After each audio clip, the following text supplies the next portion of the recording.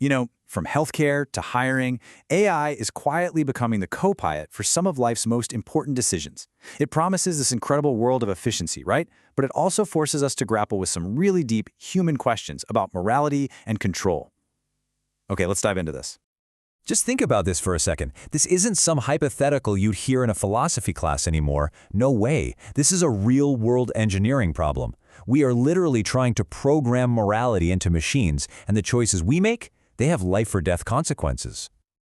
And this is not some far-off future we're talking about. By 2024, a staggering 60% of companies around the world had already put AI automation to work. It is here, it is scaling up incredibly fast, and we really need to understand the trade-offs we're making right now. And that brings us right to the heart of what we're talking about today. This unseen trade-off, this hidden conflict at the core of our growing partnership with artificial intelligence. So how do we even manage this partnership? Well, it really boils down to two main approaches. On one side, you've got human in the loop. That's where a person has to physically sign off on every single AI suggestion. Think of a content moderator who has to review a video that's been flagged. But on the other side, you've got human on the loop, where the AI basically runs the show on its own, and a human only jumps in when there's a crisis, kind of like an analyst watching over high-speed stock trading algorithms. And this right here is the fundamental conflict, the central tension. AI gives us speed and consistency on a scale we could never dream of. But we humans bring something to the table that machines just don't have: empathy, moral intuition, and that absolutely critical sense of accountability. We're in this constant balancing act between the two.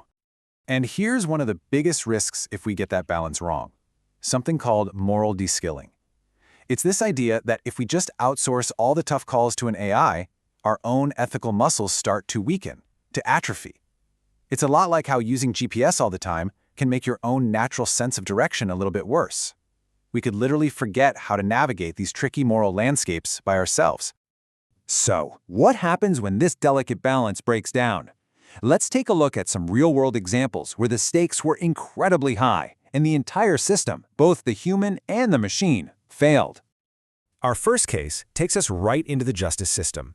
There was this algorithm called Compass, and it was used all over U.S. courts to predict how likely a defendant was to commit another crime. The goal, of course, was to make big decisions about sentencing and bail more objective. But a really groundbreaking investigation by ProPublica found something shocking. The algorithm was dramatically, wildly more likely to wrongly label black defendants as high risk compared to white defendants. So instead of getting rid of human bias, the AI just soaked it up from all the historical data and then amplified it, all while wearing this false mask of scientific certainty. The push for efficiency created a system that was deeply, deeply unaccountable. Okay, next up, let's turn to healthcare. A major algorithm was designed to pinpoint high-risk patients who needed extra care. We're talking millions of people. The whole point was to save lives by getting resources to the sickest patients first. A noble goal, right? But the AI had a fatal flaw. It used how much a person spent on healthcare as a substitute or a proxy for how sick they were. Because of all sorts of systemic inequalities, black patients often spend less on care even when they're much sicker. And the result?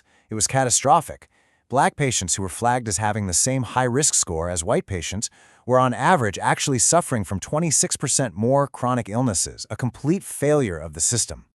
Now, this brings us to a tragedy that I'm sure many of you remember from 2018. An Uber self-driving test vehicle struck and killed a pedestrian in Arizona. It was the first known fatality of its kind, and it sent shockwaves around the world. And what investigators found was a complete system breakdown, a cascade of failures. First, the AI failed to correctly identify the person in the road. Then, it turned out the car's own emergency brake had been disabled. And finally, the human safety driver, the person who was supposed to be the last line of defense, was looking down at their phone. This wasn't just a tech failure. It was a human oversight failure at every single level. A truly chilling example of what happens when accountability gets lost in the system.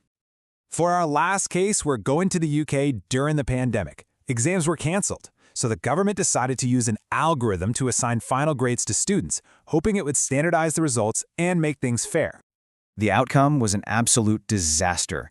The algorithm ended up heavily penalizing really bright, high-achieving students who just happened to go to schools with historically lower average grades. Nearly 40% of all grades were pushed down, which sparked massive protests. The government had no choice but to scrap the results entirely.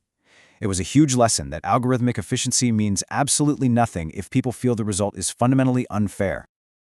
Okay, so these failures are serious cautionary tales.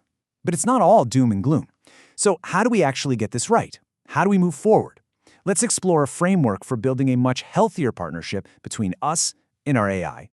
We can actually borrow from classic philosophy to ask better questions before we build this stuff.